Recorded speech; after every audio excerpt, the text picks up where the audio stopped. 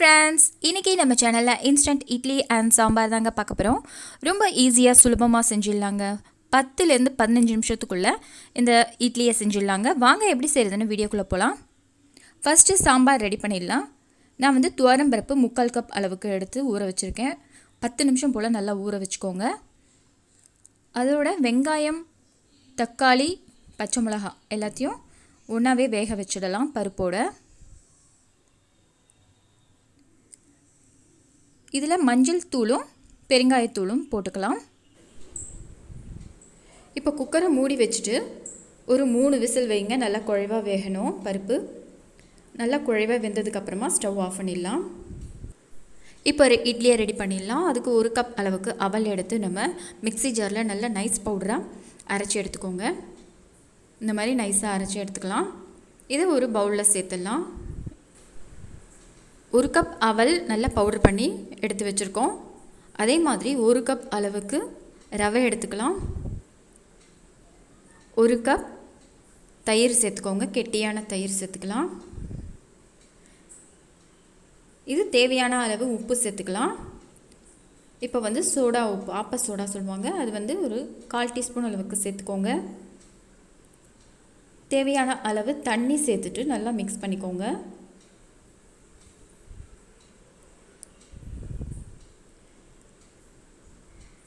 இது வந்து 10 ல இருந்து 15 நிமிஷம் நல்லா ஊறணும். ஊறினா தான் நல்லாயிருக்கும். இப்போ ஊற்றின தண்ணியெல்லாம் ரவையெல்லாம் நல்லா அப்சர்வ் பண்ணிக்கும். அதனால் கொஞ்சம் அதிகமாகவே தண்ணி ஊற்றிக்கோங்க. அதனால் பார்த்துட்டு நம்ம தண்ணி சேர்த்துக்கலாம்.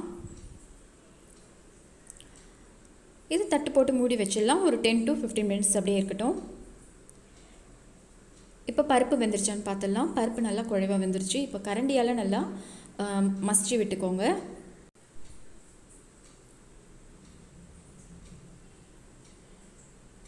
இப்போ ஒரு பேனில் நம்ம காயெல்லாம் நல்லா வதக்கி விட்டுக்கலாம். கேரட், கத்திரிக்காய், வெங்காயம் எல்லாத்தையும் சேர்த்து நல்லா வதக்கிக்கோங்க. எண்ணெய் சேர்த்து நல்லா வதக்கிக்கலாம். நல்லா வதக்குனதுக்கப்புறமா இப்போ குக்கரில் சேர்த்துடலாம்.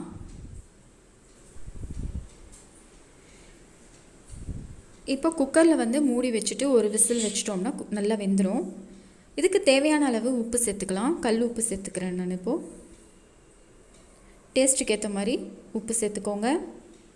1 டீஸ்பூன் அளவுக்கு சாம்பார் பொடி சேர்த்துக்கிறேன். இது வந்து வீட்லேயே அரைச்ச பொடிங்க.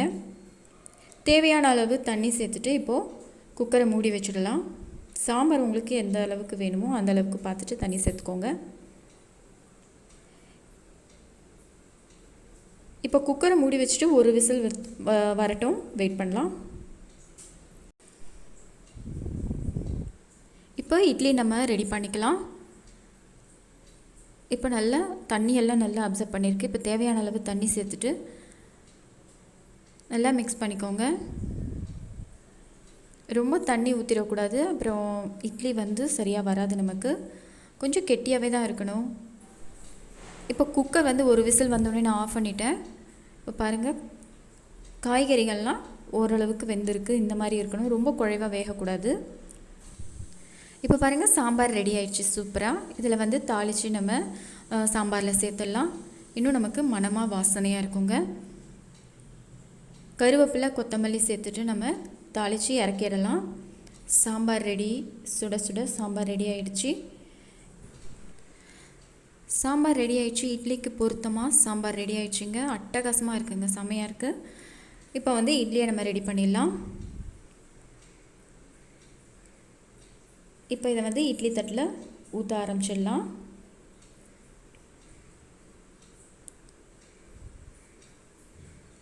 ஏற்கனவே இட்லி பானை ஹீட்டாக இருக்குது. தண்ணி ஊற்றி ஹீட் பண்ணி வச்சுருக்கேன்.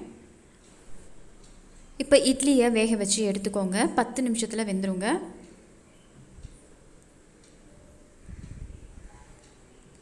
இப்போ வெந்துருச்சான்னு பார்க்கலாம்.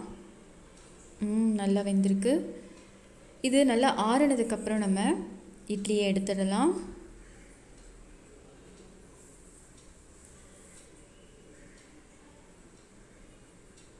நல்லா சூப்பராக வருதுங்க இட்லி.